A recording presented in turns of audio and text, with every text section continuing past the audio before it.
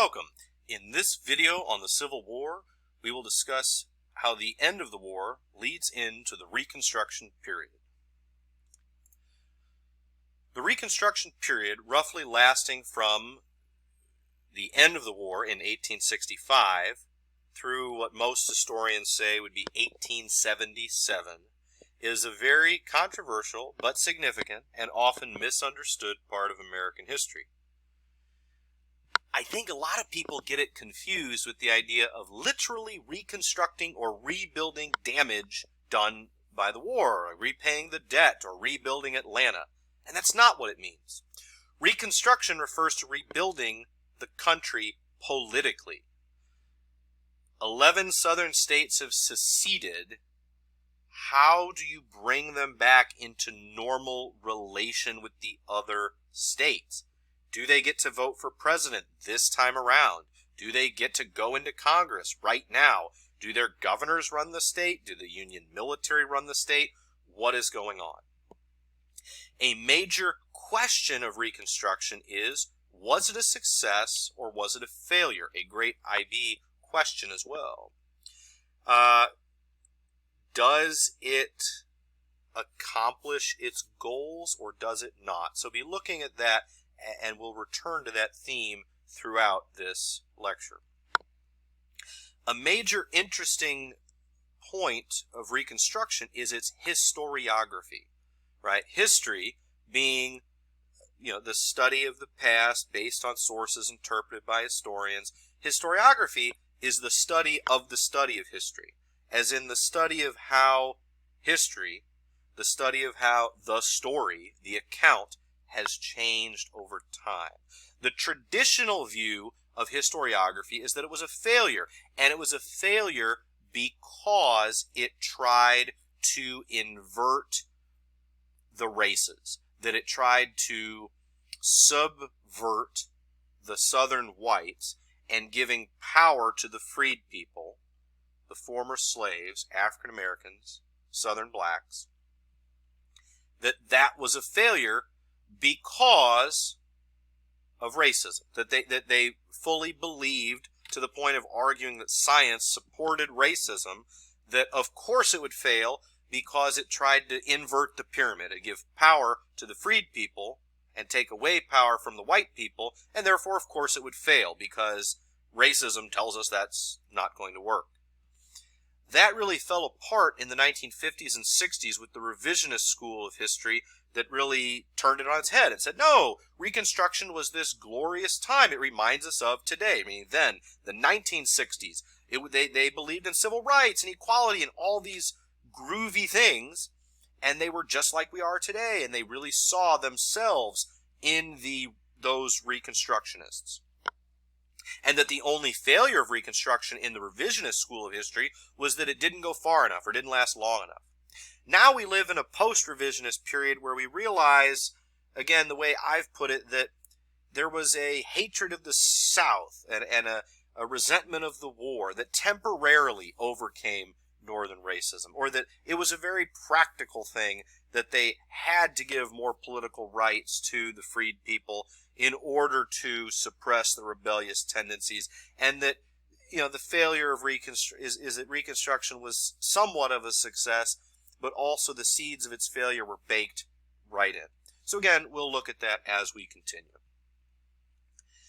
One big question that many people misunderstand about Reconstruction, we already talked about how the idea that the North was on a crusade to end slavery is totally false. The Civil War becomes a crusade to end slavery, certainly does not start that way. The other thing to remember is, okay, the 13th Amendment, proposed in February of 65, ratified to the Constitution after the war in December of 1865. A big irony of the 13th Amendment that abolishes slavery is that they had almost added a 13th Amendment just 4 years earlier, that would have guaranteed slavery in the Constitution as a protected right to own other people as slaves. And in fact, it's ironic that the actual 13th Amendment does the exact opposite of what just 4 years earlier a different 13th Amendment might have meant. It abolishes slavery, but what does that mean? What does freedom mean? Because freedom is not the same thing as equality. Does freedom mean that there can be laws requiring slaves to stay on their plantations? They are no longer property, but they're going to be treated more like serfs or peasants who are tied to the land. Does it mean full equality? Does it mean a right to an education? Because slaves were generally prohibited from receiving any education at all. You have adults and the elderly who are former slaves who do not know any spelling or reading, writing, arithmetic, any of the basics of education had been denied them. Is that something they are allowed to do? Okay. Or are they granted that as a right? Who's going to do it? Who's going to pay for it? Suffrage. Does being free mean you have the right to vote, serve on a jury, enter into contracts? You can be free. Effectively, everyone agreed, okay, slavery will end, but will there now be a second-class citizen status? There will be white citizens and black citizens, or white citizens and non-slave but non-citizen status. In a way, you can see parallels to other things in history and in politics as well. But moving on, will there be compensation? We often today talk about compensation from the government to the descendants of slaves. At the time, that was rarely considered. Often, those who wanted compensation from the government believed that slave owners, former slave owners, should be compensated because many of them had effectively millions of dollars stored in land and slaves, and they were now reduced in their wealth dramatically to pauperism, to having lost all of their wealth. And would they be compensated by the government? There were those who wanted that. There were, on the other hand, those that wanted to break up the great plantations, give 40 acres and a mule, enough land for one family to farm, at least one beast of burden to pull your plow in order to make the farm work doable, to create basically a land of subsistence farmers among the freed people. That question remains an open one throughout Reconstruction and into the post-Reconstruction period.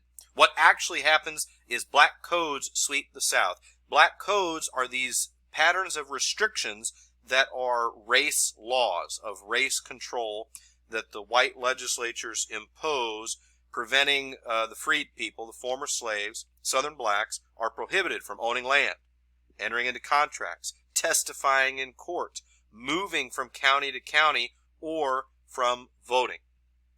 Now, you'd say, why are these things created in this period? Well, they didn't have to be created prior to this, because almost all African Americans were in slavery. So now that they're free, the legislatures pass these laws making it clear that just because someone's free, remember that your race will determine whether or not you are truly equal to anyone else. But many Northerners are outraged as this happens. What was the war for?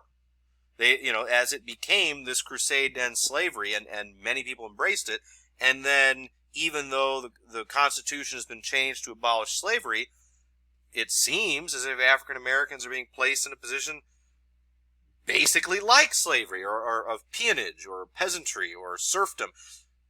Slavery light, removing some of the worst abuses of slavery, but leaving many of the practical implications of slavery intact. Remember now that Lincoln has died and has been replaced by Andrew Johnson. Lincoln put Johnson as his vice president for his second term. Johnson was from Tennessee, a state that seceded. Johnson was a Democrat, not a Republican. He chose Johnson because he was a war Democrat, a Union Democrat. He was from a state that seceded, that left the country. He alone stayed. Every other senator and every other House of Representatives member from all the seceded states left the Congress and went to the South. Johnson, a senator, a Democratic senator from Tennessee, stayed in the Senate and all through the war voted. And so he was the one Southerner who was a symbol of union. Lincoln was so desperate to win and prevent McClellan from ending the war and winning, that he picked a Democrat as his running mate to try to get extra votes and show that he was not a partisan Northerner who hated the South. But with Lincoln gone, you had Lincoln, who had previously been showing lots of mercy to the South as much as possible. And that looks one way. It looks like a victorious pro-Northern man showing mercy to the South. But as the new President Johnson, it looks very different. Who you are when you give a message matters quite a bit. Lincoln, the pro-war Northerner showing mercy to the South, looks merciful. Johnson, a Southern Democrat who shows mercy to other Southern Democrats, looks like a crony, looks like him taking care of his own. It now starts to look like a plot, like maybe Southerners and Democrats had this plot all along and maybe Johnson was in on it. Who knows? But it smacks of nepotism or cronyism or looking out for your own. And so even though Lincoln and Johnson in many ways might have been showing similar lenience to the South, it looks very different when the so-called warmonger, pro-North, pro-freedom Lincoln is giving mercy to Southern governments than when the Southerner Johnson is giving mercy. The Northern Republicans and the radicals who want virtually a revolution on race relations and slavery, they had really been pushing Lincoln, but Lincoln was able to keep them in line. He was their party's leader.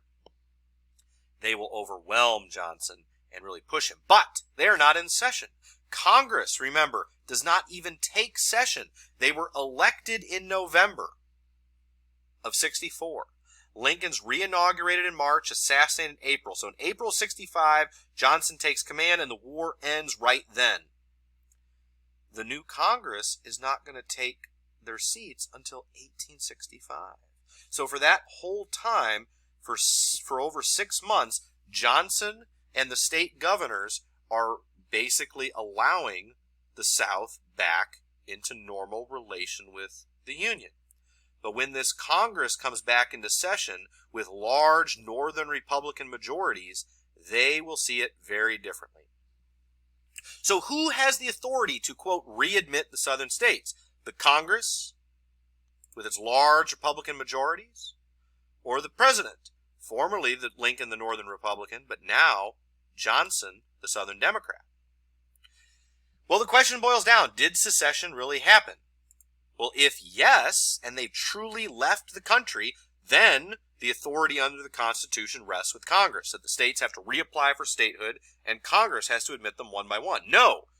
Did they never actually leave the country, simply claim that they did, but were temporarily in rebellion, then the function more falls to a presidential pardon. Well, during the war, Lincoln had argued no, secession was impossible, and therefore it was his job to pardon them. And so he had a 10% plan to allow states to begin readmission. Once 10% of the voting population, so that's of white men of voting age, that's a fraction of the people. White men of voting age is far less than 50% of the people. Say 30-something% of the people are white men of voting age. Once 10% of that group who were voting age, so we're talking if a state has 10 million people, it's 10% of eligible voters, so we're talking about a small 2 or 3% of the actual population of the state. Once that many people took a simple loyalty oath, meaning I pledge on my honor to be loyal to the Union from now on. Yesterday I might have been a rebel, yesterday I might have been an officer in the Confederacy, doesn't matter. If from today on I will be loyal, simple loyalty oath, you can be readmitted to the Union. With only a few exceptions, only high Confederate officers, only officials in the government, and 3 states were already in the process of doing this. Tennessee, Louisiana, and Arkansas were trying to get their seats back in the Congress under Lincoln's 10% plan and get readmitted. But Congress largely opposes this. We'll see this in the Wade-Davis bill, which will pick up there in 1864 with presidential and congressional Reconstruction in conflict next time. Thanks for watching.